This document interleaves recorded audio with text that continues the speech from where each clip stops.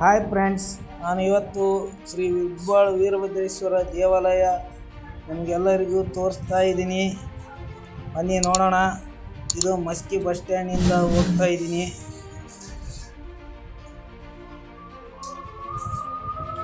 ನೋಡಿ ಹೇಗಿದೆ ಮಸ್ಕಿ ಒಂದು ತಾಲೂಕು ಅಂತ ಮೊನ್ನೆ ಘೋಷಣೆ ಆಗಿದೆ.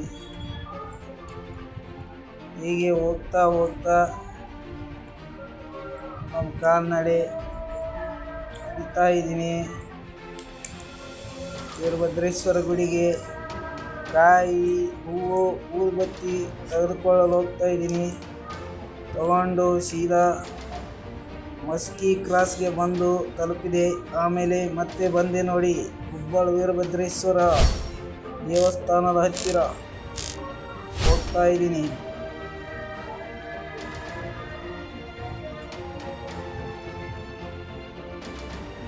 ಇದು ನಮ್ಮ ಮನೆ ದೇವರಾಗಿರೋದ್ರಿಂದ ನಾವು ಡೈಲಿ ಅಮಾವಾಸ್ಯೆಗೊಮ್ಮೆ ಇಲ್ಲಿಗೆ ಹೋಗ್ತಾ ಇರ್ತೀವಿ. ದರ್ಶನ ಪಡ್ಕೊಂಡು ಬರ್ತಾ ಇರ್ತೀವಿ. ನೋಡಿ ಹೇಗಿದೆ, ಮುಂದೆ ಇನ್ನೂ ಕೆಲಸ ನಡೀತಾ ಇದೆ.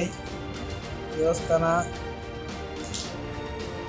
5 ವರ್ಷದಿಂದ ಪ್ರಾರಂಭವಾಗಿದೆ. ಇದರ ನಿರ್ಮಾಣ ಮುಗಿಯಲು ಬಂದಿದೆ. ನೋಡಿ ಹೇಗಿದೆ ದೇವಸ್ಥಾನ, ಚೆನ್ನಾಗಿದೆನಾ? ಒಳಗಡೆ ಹೋಗ್ತಾ ಇದ್ದೀವಿ. ಪ್ರಾಂಗಣ, ದೇವಸ್ಥಾನದ ಪ್ರಾಂಗಣ ಇದು.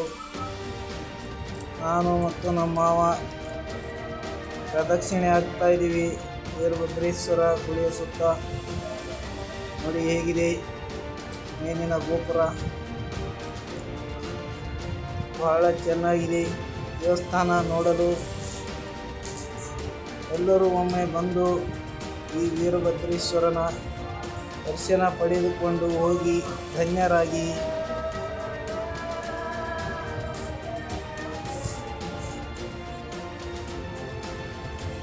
ಪ್ರತಿ ಅಮಾವಾಸ್ಯೆಗೊಮ್ಮೆ ಈ ದಾಸೋಹ ವ್ಯವಸ್ಥೆ ಇರುತ್ತದೆ. ಎಲ್ಲರೂ ಹೋಗಿ ದೇವಸ್ಥಾನಕ್ಕೆ ಒಮ್ಮೆ ಭೇಟಿ ನೀಡಿ ದಾಸೋಹ ಅನ್ನ ಸಂತರ್ಪಣೆ ಸೇವಿಸಿ ಧನ್ಯರಾಗಿ ಬರಬೇಕೆಂದು ನಮ್ಮಲ್ಲಿ ಹೇಳ್ತಾ ಇದ್ದೀನಿ. ನೋಡಿ ಹೇಗಿದೆ ಗೋಪುರ, ಮುಂದಿನ ಗೋಪುರ ಇದು. ಆನೆಗಳು ಇವೆ, ಆ ಕಡೆ ಒಂದು ಈ ಕಡೆ ಒಂದು. ಅನ್ನೇ ಗುಡಿಯ ಒಳಗೆ ಪ್ರವೇಶ ಮಾಡೋಣ. ನೋಡಿ ಹೇಗಿದೆ ಮುಂದಿನ ಮಂಟಪ, ಒಳಗೆ ಹೋಗೋಣ ಬನ್ನಿ. ಆಲ್ರೆಡಿ ಎಲ್ಲರೂ ಭಕ್ತಾದಿಗಳು ಅಲ್ಲಿ ತಮ್ಮ ಸೇವೆಯನ್ನು ಅರ್ಪಿಸ್ತಾ ಇದ್ದಾರೆ. ನಾನು ಕೂಡ ಅಲ್ಲಿಗೆ ಹೋಗಿ ನನ್ನ ಸೇವೆ ಅರ್ಪಿಸಲು ಸಿದ್ಧನಾದೆ. ನೋಡಿ ಒಳಗಿನಿಂದ ಹೊರಗಡೆ ಹೇಗಿದೆ ಎಂದು.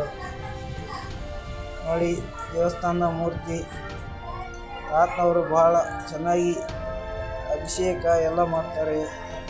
ಅನ್ನದಾಸೋಹ ನೋಡಿ ಅಮಾವಾಸ್ಯೆಗೊಮ್ಮೆ. ಇವತ್ತು ಹುಗ್ಗಿ ಅನ್ನ ಸಾಂಬಾರು ವ್ಯವಸ್ಥೆ ಇತ್ತು.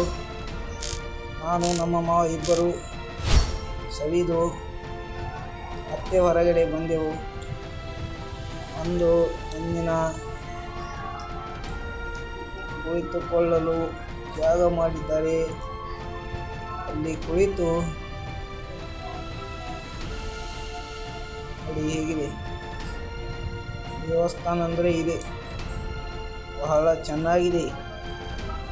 ಒಮ್ಮೆ ಎಲ್ಲರೂ ಬಂದು ಭೇಟಿ ನೀಡಿ ಮತ್ತು ದೇವರ ಸನ್ನಿಧಾನ ಪಡೆಯಿರಿ. ಧನ್ಯವಾದಗಳು.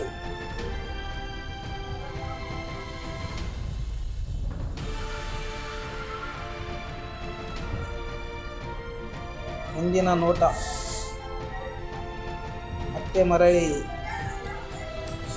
ನಮ್ಮ ಊರಿಗೆ ಹೋಗ್ತಾ ಇದ್ದೀನಿ. ಹೀಗೆ ನನಗೆ ಸಪೋರ್ಟ್ ಮಾಡ್ತಾ ಇರಿ. ಧನ್ಯವಾದಗಳು. ನಮಸ್ಕಾರ.